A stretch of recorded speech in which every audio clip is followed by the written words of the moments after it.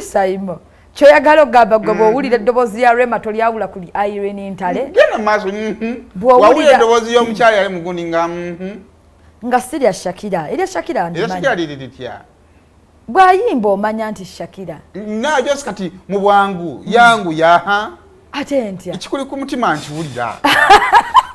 ati kati gwe oli munda yange tokuumira kintu ku mutima kiyinza toli munda yange okyali mwana muto kyentegeeza mukyo kyomwana yali ayimba mu vidiyo eno eddoboozi sirya Shakira kwawe Carol Nantongo bw'ayimba mwawula ku Bettina Namukasa ekikuli ku mutima nkiwulira Bettina bw'ayimba mwawula ku Guule bw'ayimba mwawula ku Namakulu mwawula ku Tozeni buli omu alina eddoboozi lye ekikuli ku mutima kyawukana n'ekikuva mu ekindi ku mutima okirabye otya ddala senkumanyi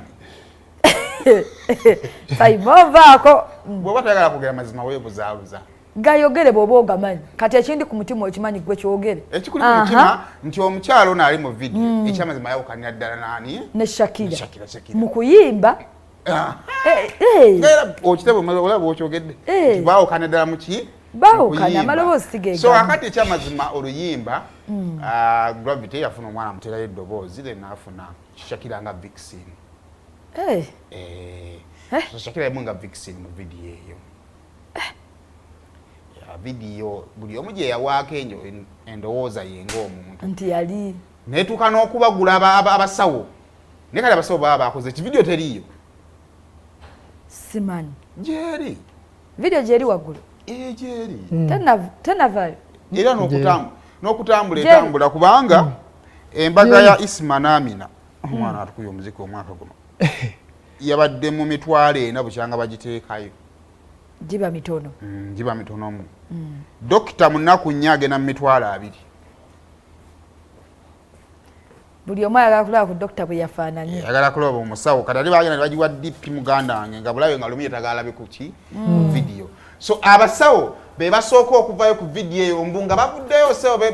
beemulugunya ku nkozesa y'ebintu byabwe ebikozesebwa byabwe akina kyambalo kana akapima gundi bakayita batya tape measure kasa kuliko measure kano akabambala mu bulago bakayita tape measure kasa kuliko measure tugenderaawo alino somero waliwo atadeko TV akapima pressure atadeko TV eno ng'agiyita BBS high school akapima omutima gukuba gutya nze simanyi keko keba dokita kateeka ku kutu nakuteeka wano ku mutima naye leero ngo nnina nnyo nawe kikulu nawe tolina ansa ekyobutaba na ansa tekindeetera kunvuga otyo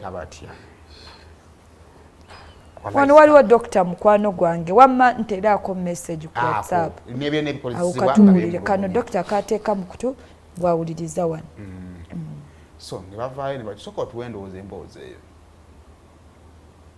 There are pictures of musicians which are circulating on social media which are not looking good at all, where one of the musicians is holding something looking like a needle and holding a woman bending down and in a way which is very, very uncomfortable. And this musician is putting on a clinical coat and a stethoscope